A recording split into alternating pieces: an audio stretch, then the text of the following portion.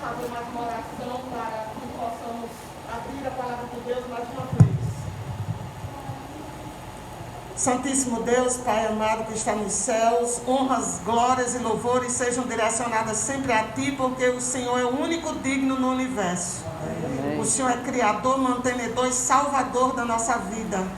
Amém. Ao Senhor damos glórias, ao Senhor damos graças, ao Senhor nos rendemos, nos humilhamos, porque o Senhor merece que nós nos prostremos diante de Ti. Amém. Agora, Senhor, nós queremos ouvir a Tua voz e aprender com ela, para vivermos de acordo com a Tua vontade. Te rogamos que o Teu Santo Espírito nos unja, tanto para que falemos, quanto para que ouçamos a Tua voz e a entendamos. E ainda, além disso, para que nós tenhamos poder para viver o que nós aprendamos hoje. Fica conosco, em nome de Jesus. Amém. Amém. Então, irmãos, agora nesse momento, estamos dando início à semana de mordomia. Como eu já expliquei na quarta-feira, a mordomia cristã são todas as áreas da vida cristã.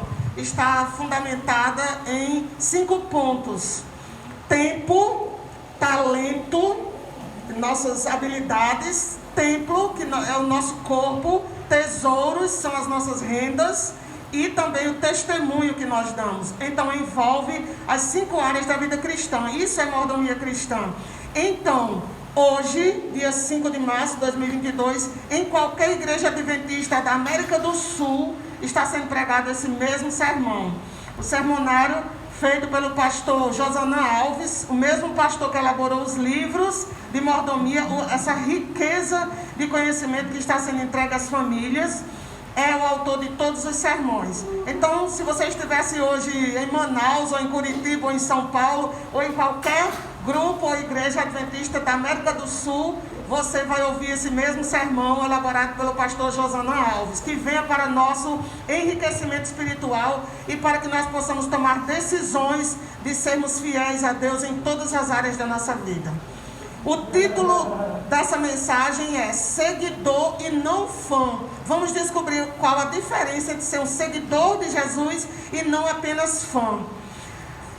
O texto base está em Mateus capítulo 19. Mateus capítulo 19, do 16 ao 22. Essa mesma história também está em Marcos 10, de 17 a 22, e também em Lucas 18, de 18 a 23, mas eu escolhi o texto de Mateus. Mas nós vamos aqui fazer algumas comparações com os outros textos também. Mateus 19, de 16 ao 22. Amém?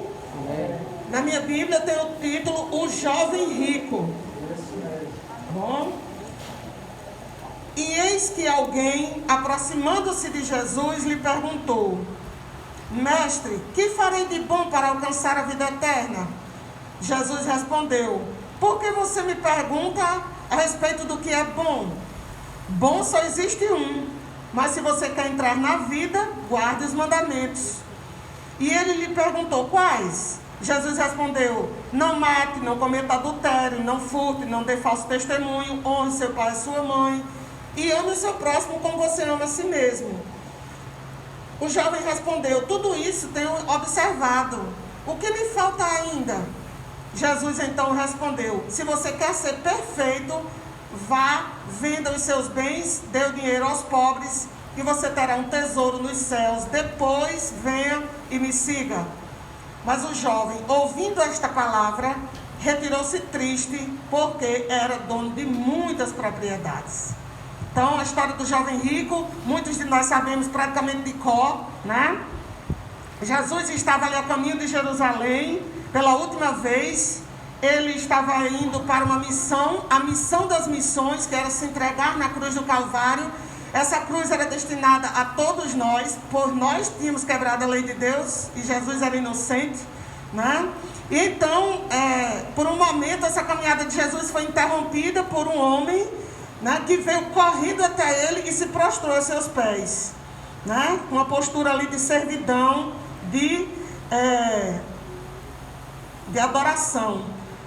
Lá no livro de Marcos, o evangelista Marcos não chama o homem de jovem, chama apenas de homem, né? Não lhe dá um título, mas Mateus aqui descreve-o como jovem, né?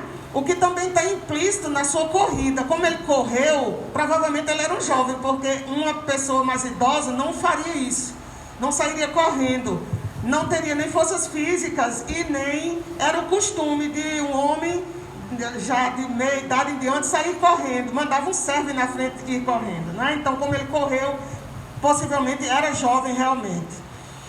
E Lucas, quando você lê essa mesma história lá no evangelista Lucas, ele diz que ele era um homem de posição, era um homem de destaque entre os judeus. E os 3 escritores, os 3 evangelistas dizem, mencionam sua riqueza, que ele era realmente muito rico, que ele tinha muitas propriedades, muitas fazendas. Portanto, conhecemos essa pessoa ajoelhada diante de Jesus como o jovem rico e de alta posição. O texto que vem antes da narrativa do jovem rico é o momento em que Jesus abençoa as crianças. Então, o jovem certamente estava ali por perto, na multidão, e assistiu Jesus abençoar as crianças. Ele sentiu vontade de também ser abençoado como aquelas crianças eram, né? Da mesma forma. Então, ele fez a Jesus a pergunta mais importante que um ser humano pode fazer: que farei eu de bom para herdar a vida eterna? E em resposta, Jesus então cita ali um resumo de alguns mandamentos, né?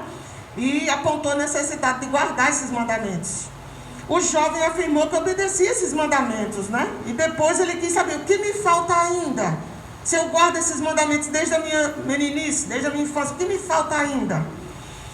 Né? Embora a sua vida fosse moralmente pura e religiosamente ortodoxa, ou seja, ele levava a lei ao pé da letra, ele ainda estava insatisfeito, ele sentia um vazio dentro dele.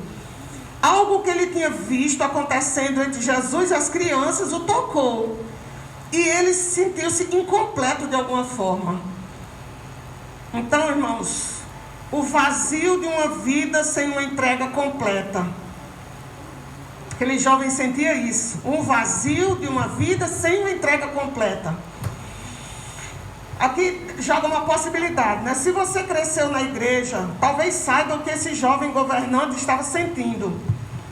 Você nunca se rebelou contra a religião de seus pais, você adotou a cultura do sistema de fé de seus pais, permaneceu em conformidade com as regras e tradições dessa cultura, você foi à escola sabatina, memorizou versículos da Bíblia, participou ativamente dos desbravadores, viveu os princípios de saúde, né? Conheceu as 28 crenças da Igreja Adventista do Sétimo Dia, guardou todos os sábados da sua vida, esteve na igreja todos os sábados, devolveu o dízimo e as ofertas honestamente, né? Você não mente, não trapaceia, não cola na escola, não mente para os seus professores, certamente nunca matou ninguém, nunca roubou algo que não era seu.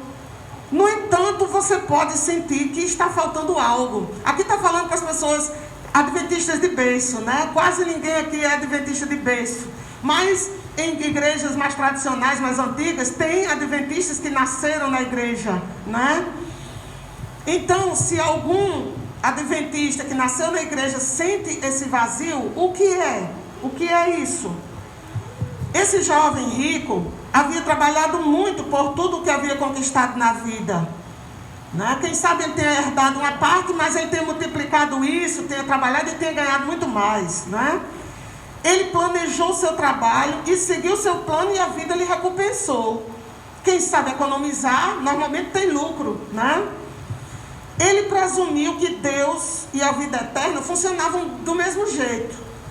Ele pode ter pensado assim: apenas me diga o plano, Jesus, eu vou seguir o plano e ser recompensado com a vida eterna. Jesus, olhando para ele, o amou. No relato de Marcos relata isso, que Jesus olhou para ele e o amou profundamente. Jesus viu que aquele jovem era sincero em sua busca da vida eterna. Jesus o amava, ele o amava suficientemente para lhe dizer a verdade. Às vezes o amor deve dizer coisas difíceis. Hoje, muitos de nós temos uma noção fraca do que é o amor. Achamos que ser amoroso significa que não podemos dizer algumas verdades com amor. Às vezes, pensamos que a coisa mais amorosa a fazer é simplesmente deixar a pessoa viver uma vida de pecado e não confrontá-la. Podemos estar nos enganando com isso. Mas Jesus falou a verdade àquele jovem. Em amor, com amor, sentindo amor por ele. Jesus disse a ele o que ele deveria fazer. Mas o que Jesus faria? Bem, veja o que Jesus fez. Jesus amava o jovem rico o suficiente para dizer o que ele precisava ouvir. Jesus disse, ainda lhe falta uma coisa. Está faltando uma coisa aí na sua vida cristã. Apenas uma? O jovem deve ter se animado a ouvir isso. Só uma coisa, hein, Kennedy? Quando você está numa construção aí, que falta só uma coisa, você diz, Marluz, chego já, que só está faltando uma coisa, né? Já já eu chego. Então, o jovem rico pode ter pensado assim, só falta uma coisa? É fácil demais, eu faço e pronto. Né? Se houver apenas mais uma, está feito, será fácil.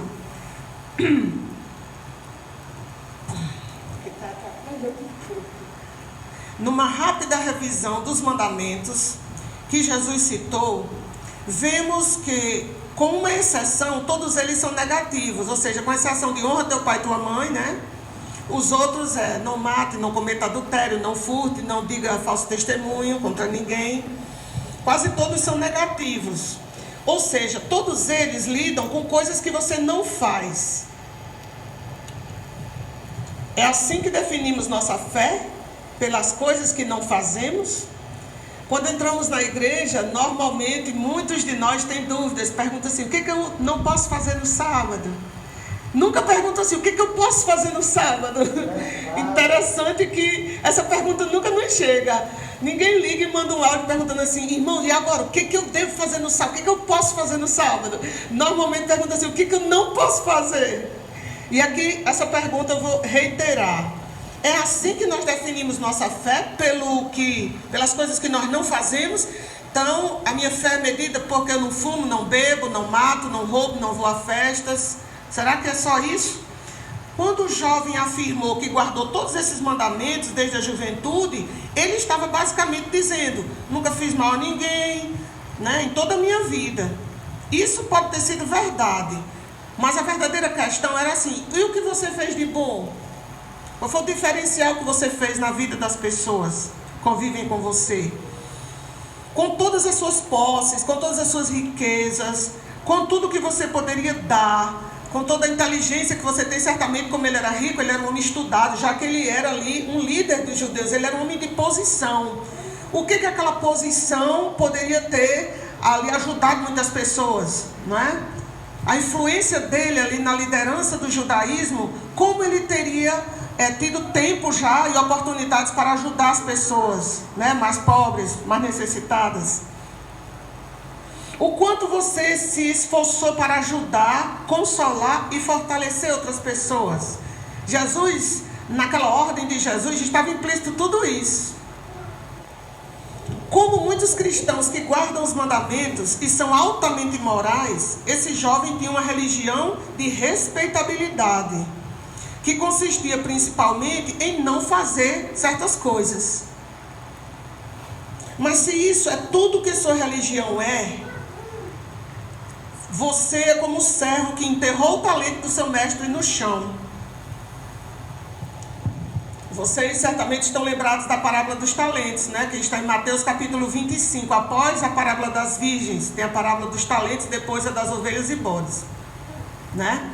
Lá diz que um homem distribuiu talentos, que eram valores em dinheiro, né? Ali dado em prata, mas eram altos valores. Ele foi viajar para uma terra distante e deu valores diferentes aos seus servos. E digo, olha, negocie com esses valores, multiplique isso, que depois de um tempo eu volto e vou requerer de vocês o que vocês ganharam, para poder dar ali a recompensa a cada um.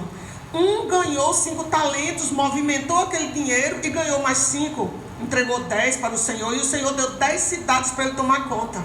O Senhor tinha conquistado outro país. e deu 10 cidades para que ele tomar conta. Ao que ele tinha dado 2, ele movimentou aqueles 2, ganhou mais 2 talentos, entregou os 4 ao Senhor, e ele disse assim, está aqui, né, mais 4 cidades para você tomar conta. E aquele a quem ele tinha dado 1 talento, ele disse, eu tive medo, tal, e enterrei, que havia um buraco no meu quintal, tive medo de ser roubado, enterrei o talento, e está aqui o seu talento. Ele disse, servo mau e infiel. Você é um servo inútil, porque eu dei o talento, ou seja, eu dei esse dinheiro, essa quantia na sua mão para você movimentar, para você desenvolver, para você negociar, para você ganhar mais. Então você teria direito em tudo que eu ganhei. E aí a parábola diz que ele foi tomado dele aquele talento e dado ao que tinha 10. E ele não teve direito. E aí o final da parábola diz que ele foi jogado nas trevas exteriores, ele não teve mais parte nenhuma. Então enterrar, guardar apenas para você o que você sabe, o que você tem, é ser um servo inútil, ser um servo mau, infiel. Mordomia é mais do que não fazer coisas, é fazer as melhores coisas com tudo que você recebeu. Amém? Amém. Eu vou repetir, mordomia é mais do que não fazer coisas, é fazer as melhores coisas com tudo que você recebeu de Deus. Amém. Falta-te uma coisa, Jesus disse ao jovem, vai e vende tudo que tem e dá aos pobres, e terás um tesouro no céu, e depois vem e segue-me. Venda tudo que tem, faça um compromisso total. No caso ali, Jesus estava falando especificamente para aquele jovem.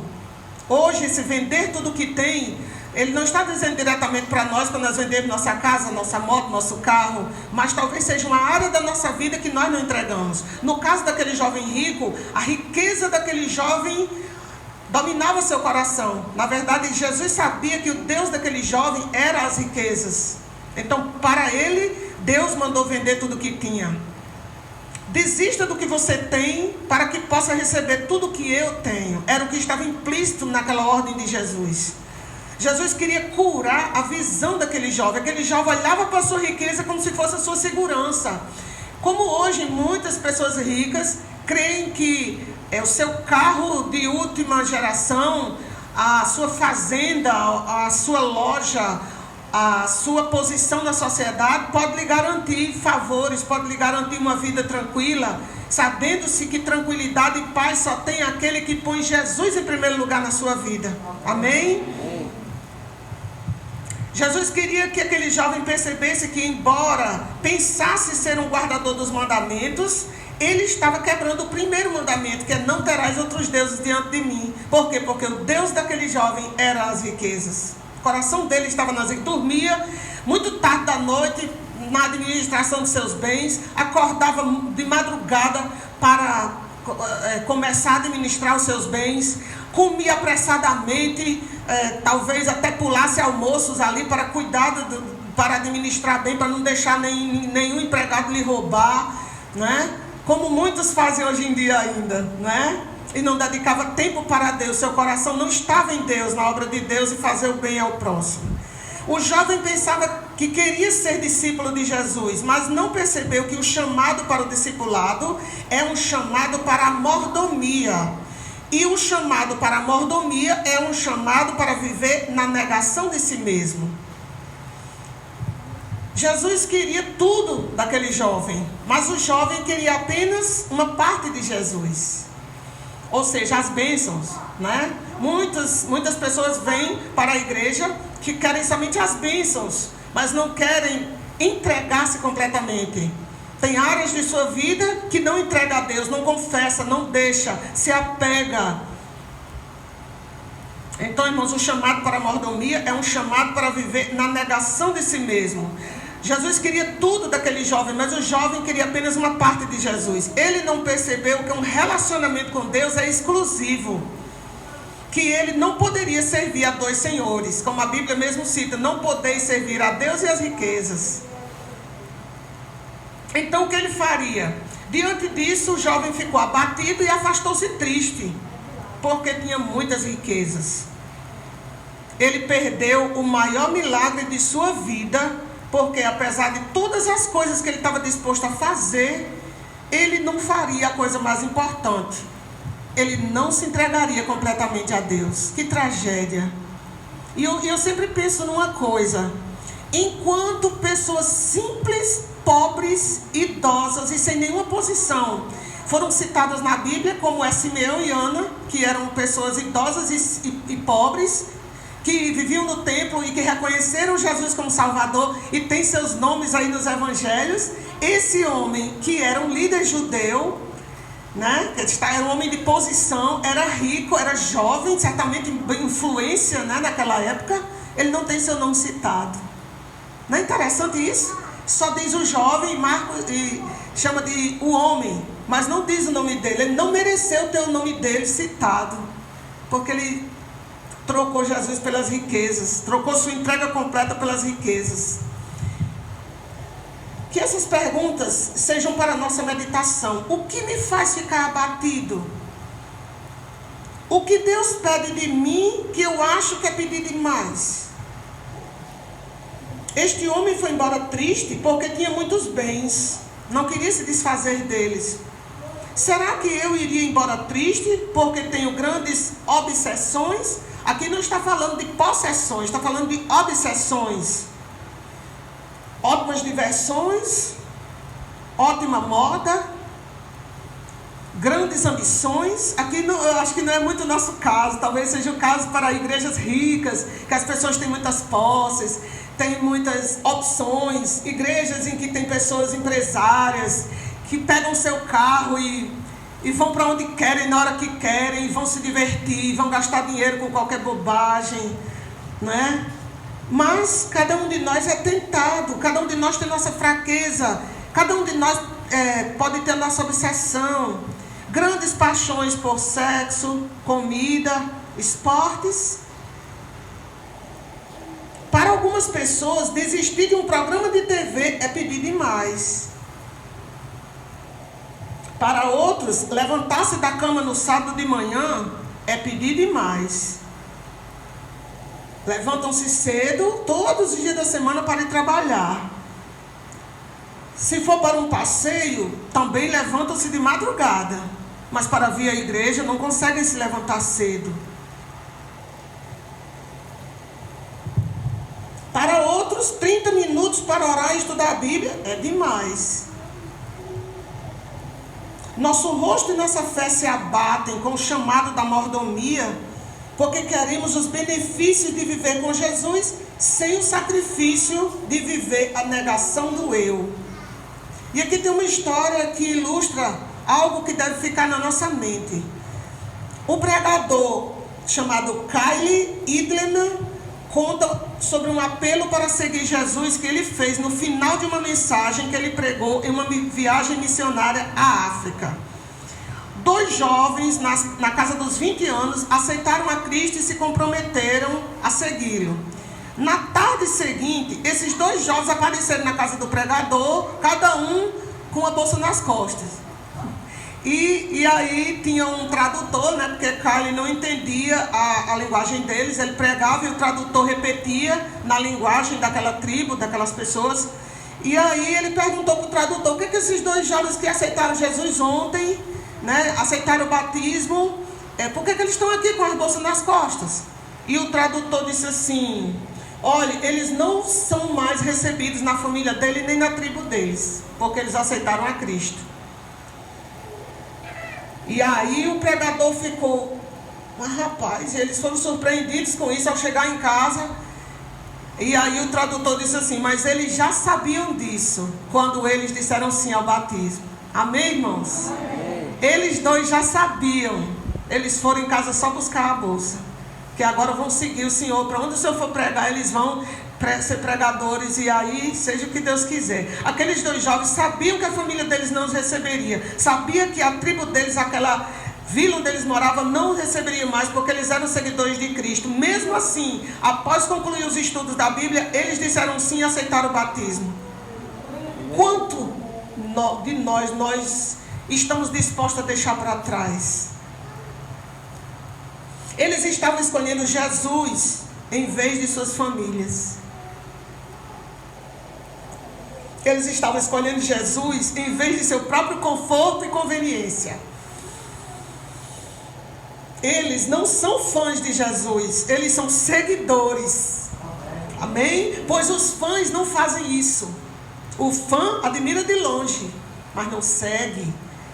Os seguidores estão dispostos a negar a si mesmo e dizer: eu escolho Jesus. Eu escolho Jesus em vez de minha família. Eu escolho Jesus em vez de dinheiro. Eu escolho Jesus em vez de metas de carreira. Eu sou completamente de Jesus. Eu escolho Jesus em vez de ficar bêbado. Eu escolho Jesus em vez de pornografia. Eu escolho Jesus em vez de uma casa reformada. Eu escolho Jesus em vez de minha liberdade. Eu escolho Jesus em vez do que as pessoas possam pensar de mim. Amém, irmãos? Amém. Um seguidor toma a decisão todos os dias de negar a si mesmo e escolher Jesus, mesmo que isto lhe custe tudo. Quando nós cantamos: porque o teu amor é melhor do que a vida, os meus lábios te louvarão enquanto eu viver. Em teu nome levantarei as minhas mãos. A minha alma se fartará só em ti. Só em ti. A minha alma se fartará só em ti. Só em ti, meu Jesus, só em ti. A minha alma se fartará só em ti. Só em ti, meu Jesus. Davi está preparando esse louvor para nós encerrarmos esse culto. Se alguém quiser vir após mim, disse Jesus, negue-se a si mesmo, tome a sua cruz e siga-me. Jesus está procurando seguidores e não fãs. Os fãs são admiradores entusiastas, seguram a bandeirinha, acenam, vibram, mas quando o time perde, muitas vezes, eles abandonam aquele time e procuram outro time. Quando aquele ator não está fazendo sucesso, eles procuram outro ator para admirar. Quando aquele cantor não lança um CD, eles procuram outro cantor para admirar. Jesus não precisa de fãs. Jesus está procurando seguidores fiéis, que neguem-se a si mesmos, neguem suas paixões. Deus está lhe chamando, irmãos, da negação espiritual para a abnegação. E é só porque Jesus lhe ama e ama a mim que Ele pede isso de mim e de você. Porque Ele sabe que o egoísmo será a nossa ruína. No fim das contas, se nós não estivermos dispostos a dizer não a nós mesmos, nós estaremos dispostos a dizer não a Deus. Então, irmãos, é isso que Deus nos chama hoje. Jesus hoje está olhando para mim e para vocês e dizendo: uma coisa que falta é rendição total. Você e eu vamos embora tristes porque amamos mais nossas coisas do que amamos a Deus, porque queremos o cristianismo da bandeirinha na mão, viva Jesus, da camiseta, Jesus é tudo, eu amo Jesus, mas no dia a dia nos apegamos às nossas coisas, às nossas paixões, às nossas preferências, aos nossos programas de TV habituais. Quanto de nós estamos entregando a Deus? Não se trata de obras, para nós entendermos que Jesus não disse ao jovem para vender tudo e esse ato lhe contaria pontos para a salvação. Não é isso. Se parece que Jesus pediu o impossível quando disse: venda tudo que tens e dê aos pobres, e venha, toma sua cruz e siga-me. Lembremos o que Jesus disse no versículo 27. Para os seres humanos é impossível, contudo, não para Deus, porque para Deus tudo é possível. Amém, irmãos? Então louvemos esse hino e façamos nossa entrega pessoal a Deus hoje. Que o restante desse santo sábado seja para nós firmarmos compromissos de fidelidade a Deus em todas as áreas da nossa vida. Amanhã à noite continuam as mensagens de mordomia. Na quarta também, na sexta, no sábado e no domingo também.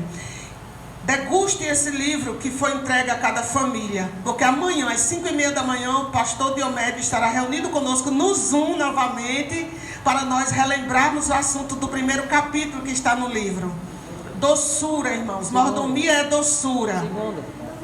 Segunda-feira. Então, só em Deus a nossa alma estará saciada.